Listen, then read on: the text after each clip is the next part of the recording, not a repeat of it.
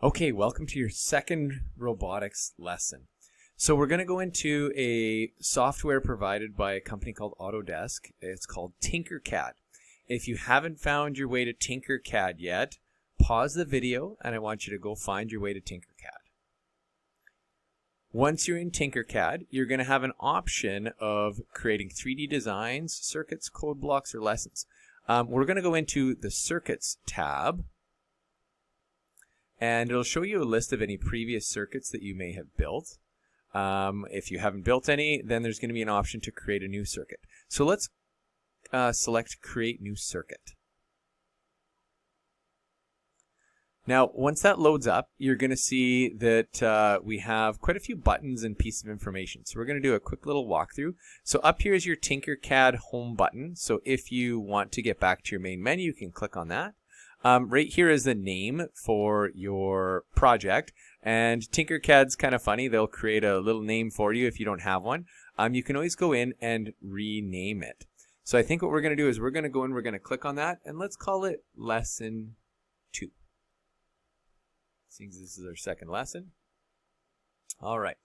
Now, on the right-hand side here, we have a list of a bunch of electronic components. Some of them might be unfamiliar to you, but you might recognize some of them. So we're going to go through just some basic ideas around these components. The first one, which all of you guys have probably seen before, is a battery. So we're going to go over on the side here. We're going to hold down our mouse and we're going to drag a battery out here. Okay. Now, as soon as we bring a component out, it prompts us to name it. So right now it's just calling it number 1. We're only going to have one battery, so we can call it number 1. That's fine. And as we select that, we can also go over here and we can rotate it. So if we want to, say, move our battery around like this, we can. Now, my battery is partially off my screen. If we use our mouse roller and scroll forward, we can zoom in, or scroll backwards, we zoom out. If we hold that button down, we can also use it kind of like a pan tool and grab and move things around. Okay? All right, now looking at our battery, you can see here that we have two different terminals. One is red and it's positive, and one is black and it's negative. Anytime we're working with energy storage, which we're going to refer to as direct current, we have red labeled as positive and black as negative. Okay. Now we're going to bring out our first component. So a battery doesn't really count as a component. We would call that like a source of voltage, a source of energy. So let's go up to the top and we're going to grab something called an LED, which stands for light emitting diode.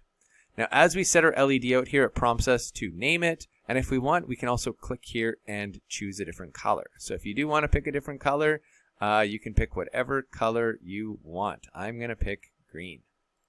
Okay. Now as we look at the LED, if we hover over the two ends, the connection points on it, one of them says cathode and the other one says anode. So cathode is a fancy word for a negative terminal of an electronic component. Anode is a positive terminal of an electronic component. So we're going to try a little experiment here, and we're going to see what happens if we just connect this LED directly up to our battery. So we want our red positive lead connecting to our anode. So just to make it so my wires aren't crisscrossing, we're going to click once on the battery. And now each time we click, it drops a point for our wire. So if I click once, it makes a point there. If I click again, it makes a point there. And now we can drag it down and over and connect it to our anode. Make sure you click on it so it connects. And once we've done that, it gives us points where we've clicked. So if you need to, you can move those and adjust them and change the shape of your wire. It also prompts us for a color for our wire. Now, seeing as we're using the positive side of our battery, which should be colored red, we're going to make this wire colored red by hitting the drop down and selecting red. Okay. Now we're going to take our negative terminal. We're going to click on that. And we're just going to bring this over to our cathode. And seeing as the negative terminal is color-coded black, we're going to make this wire black. Okay, so we've connected our LED up to our battery. Now, just before we connect this isn't something you would normally do, and we're going to see why and what kind of reaction happens. So up here, there's a button to say Start Simulation. So we can see what happens when we run 9 volts, which is a fair bit of voltage, directly through an LED. And I'll give you a hint. It shouldn't be able to handle this much voltage and current running through it. So we're going to click on it. And it tells us right now there's a big star over top of our LED. It looks really bright. Let's hover over top of that, and it says current through the LED is 915 milliamps. That's a lot of current. The absolute maximum is supposed to be 20 milliamps. Okay, well, let's turn the simulation off. That means right now that our current is traveling way too fast. So what we need to do then is put in something to slow down that current. So I'm going to take this red wire, and I'm just going to pull it off. Actually, you know what I'm going to do? I'm going to delete it. And we're going to add in a new component here. This right here is called a resistor. So a resistor is something that offers resistance. And remember, that slows down the flow of electricity. So I'm just going to spin my resistor a little bit here, and we're going to bring it over here and just set it down. Now, we're going to force the current to have to go into our resistor, and we're going to make that wire red.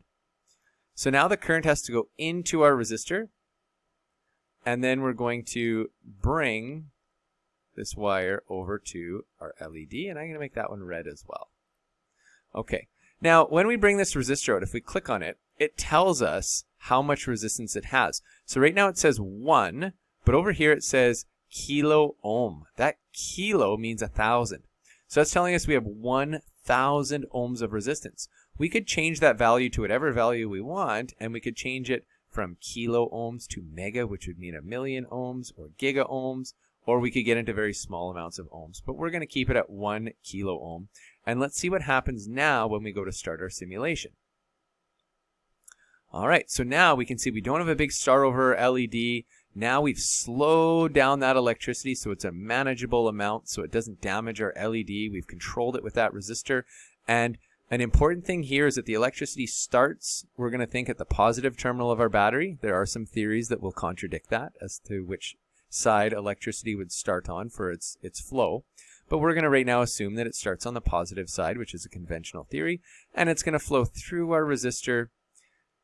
It's going to go through our LED, and then it always has to return back to its voltage source. So we need that complete circuit, which we've now created.